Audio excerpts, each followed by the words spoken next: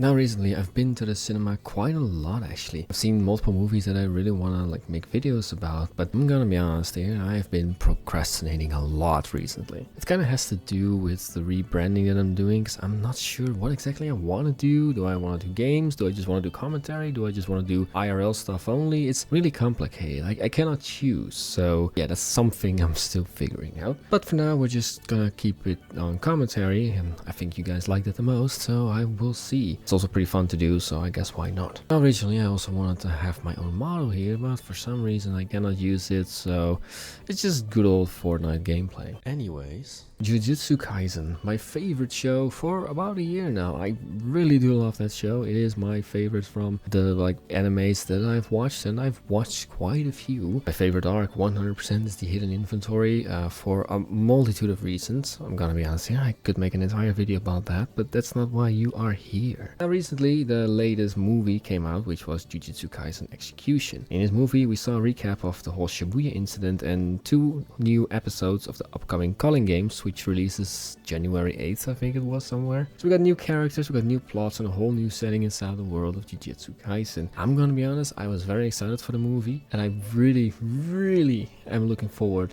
to what season 3 is gonna bring us. And this movie was a nice teaser before. So after watching it, I do want to review it because it's still fresh in my mind, so let's get into that. And with these videos I like to stick to a certain format, so what I'll do is I start by summarizing the movie, what happened, then after that I will talk about the stuff that I like, some of the stuff that I really disliked, and at the end I will just give my overall opinion, maybe even a rating. I don't think I will do it for this one, so without wasting any more time, sit back and relax and let's begin this video now, shall we? So I want to say spoiler alert beforehand, even though it's obvious, but if you still want to see the movie, or you need to see it, or you don't want to know anything yet, I would suggest clicking off this video and just checking out this one, for example. This one is about Chainsaw Man movie, or you could do the one about Rent a Girlfriend, where I was completely clowning on it, because it is really clown worthy. But if you don't care about spoilers, then let's get into it. But the movie starts right after Sukuna basically nuked the entire Shibuya district, and Yuji's trauma starts right away. Next up, we go to a scene where Gojo is beating up the disaster trio and gets sealed. Most scenes in this part are going by pretty quickly. Also, while you hear You Are My Special. The Sukuna and Maharaga fight was a bit longer, and the Yuji and Mahito fight was shown almost entirely. Nanami and Nobara's death were shown, and fake Gedo's plan for Shibuya is shown for, well, obvious reasons, because that's what next season is going to be about. Yuta's part is once again displayed, which should be obvious, but this whole part takes about 45 minutes until you actually get into the Calling Games itself. In the Calling Game we start with Yuji, who is talking to Yuki and Choso about what they're gonna do now. Yuji and Choso, they start their task of getting rid of as many curses as possible. Before we do that though, we go to the Zenin clan, where we are introduced to a new character, Naoya. Don't know if you pronounce it like that, but I think you do. He is about to be the next clan leader, and a sexist. But due to Gojo's interference in the past with adopting Megami and the bribery and everything, Megami might be the next in line if he is still alive. Which angers Naoya, obviously, and he wants to kill Megami. So right after Yuji and Choso took down a huge spirit, Naoya reveals himself and tells Yuji and Choso he's after Megami. But since they know that also Yuji is involved with Megami and he's the vessel of Sukuna and all that stuff, he also says he will kill him. Now Naoya also reveals that with Gojo's sealment, Yuji is no longer protected and is now due for execution by the higher ups. At the same time, we learn that the head principal also gets the death sentence, and Gojo is now public enemy, just like Geto, or fake Geto. Now, while Naoya beats up Yuji and Choso, Yuta appears all of a sudden and starts and says he wants to kill Yuji. This is where they split up, and we get Choso versus Naoya and Yuji versus Yuta. Now, Yuta kills Yuji, and we get a very small flashback about his father, grandma, and mother, with a very interesting detail I will go over. Choso overpowers Naoya eventually, but gets one tap by Yuta, dragging Yuji's corpse, which was funny. Later, Yuji wakes up at a fire with Yuta explaining that it was all for show. The higher-ups wanted him dead, but Gojo went to Yuta when he was in Africa and asked him to take care of Yuji, just in case something would happen to him. Megami shows up later and reveals that his sister's curse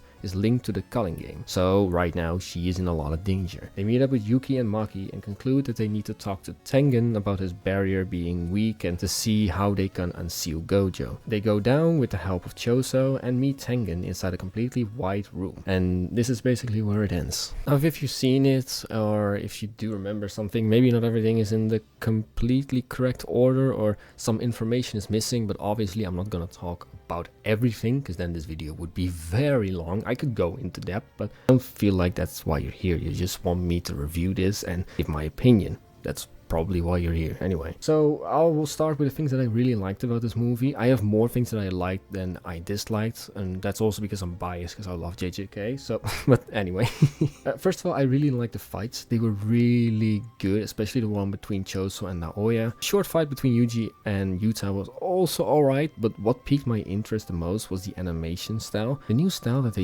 used inside of this movie, it looked a lot simpler than the previous one, but it did make the action scene look really good. I don't know if it's actually simpler, I don't know if it's easier to animate, but you know, if it is, then I hope that some of the MAPPA animators can finally get some sleep, because the rumors that these guys, they don't leave the office, they're constantly working on new animes. It's kind of you know, if it's real, please let these guys sleep for a bit. What I also like was the flashback of Yuji's father, who has a conversation with Yuji's grandpa about his mom, about Yuji's mom basically, because apparently she died. She died before and the grandpa saw it, but she came back to life. And during the conversation, she basically walks in and you can see the stitches around her forehead, just like someone we know. Now, I know a lot about this one already because I read about it because I was really curious, but for all of the anime only watchers, I will not go into detail on this fact, so I just want to move on. I just want to say I really like that they included this and that we got to see at least Yuji's father for once. But a few jokes were also really nice. The joke about Gojo getting a girlfriend, for example, when Yuta was talking to him in Africa. Choso just popping up out of nowhere in his Megumi and Yuji's conversation. A Megumi expression just kills me every time I see it. I really like that. And at the point where they wanted to meet Tengen, then Yuki is like, yo, who's this guy? Talking about Choso, of course, and Yuji is like, well, for now, he is my brother. And of course, Choso is very excited because he finally calls him his brother. And I don't know, I liked that. That one was nice. It was really glad to see more of Choso in this movie, to be honest. That's also a thing that I like. He seems like a genuine good character that could benefit the cause greatly. And of course, his technique is also very interesting. I think he's like a death painting as well. I think that's what he is. I don't know much about it, but I hope we get to see more about it. Also, one small thing, we got the beginning of Maki's design, which I know she is going to kill some people. She's going to do a lot of damage. I'm not gonna say anything yet because for the anime only watchers, I'm not gonna spoil anything, but I was really hyped to see that. I'm like, oh, we're getting there. Also, the fact that Yuki actually explained to her that she has a heavenly pact. Just wish they would have linked it to Toji in some way, but you know, it's fine. But the things I did not like as much, well, for the things that I did not really like as much, the first thing was that the recap of the Shibuya incident was like half of the screen time. Like I said, it was like 45 minutes. I assume that the target demographic are people who have watched the Shibuya arc like a while ago, and this is basically to refresh their memory. So I'm not complaining about it too much because I honestly watched the Shibuya arc not too long ago, so for me, it felt repetitive, but that's also because I decided to watch it not too long ago, so I don't know. I feel conflicted about saying it, if this is actually something I dislike or if it's just my fault, you know. Second thing, Yuta's fight with Yuji, it was way too short in my opinion. I don't know why, I felt like it would be so awesome if it could have been a little bit longer, because it felt like it was over in an instant. I mean, it could be that they want to show the gap in their power, because Yuta seems overpowered as hell in that movie.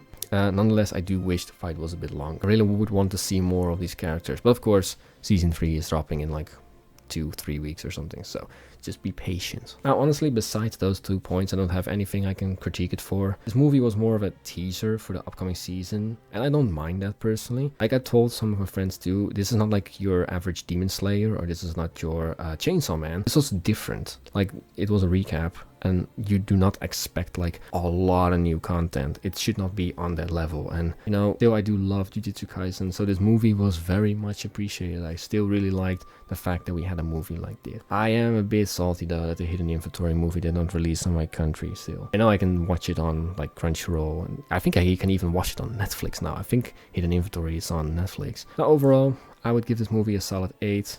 just because it's more of a teaser instead of a standalone movie, I still enjoyed it a lot and I would watch it again. But of course, that's not necessary because everything is coming out in like 2-3 weeks, so I'll be patient. But what do you think down below? Did you like this one? Did you see it? Did you not see it? And if you made it this way, just, talk to me about it. What do you think? Or if there's anything else you want me to talk about, or if any ideas on what I could possibly do, then always let me know. I'm always down for some critique or, some feedback.